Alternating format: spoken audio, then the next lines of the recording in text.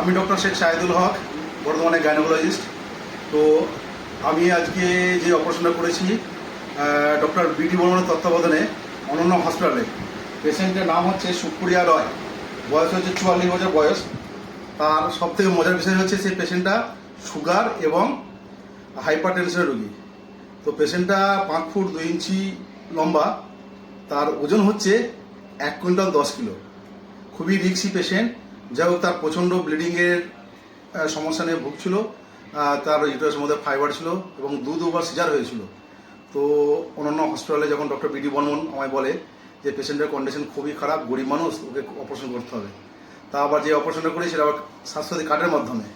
যাক, সেই অপারেশনটা আমি করতে পেরে আমি খুবই হ্যাপি এবং পেশেন্ট পার্টিও খুবই হ্যাপি। আশা করা যায় পেশেন্ট পার্টির সঙ্গে কথা বললে বুঝতে পারা যাবে। এবং ডক্টর বিডি বর্মন এবং অন্যান্য হসপিটালের স্টাফদেরকে আমি খুবই শ্রদ্ধা জানাই, যেহেতু এই পেশেন্টটাকে ওরা খুব সুন্দরভাবে মেনটেন করে আজকে বাড়ি পাঠাতে পারলো। Thank you.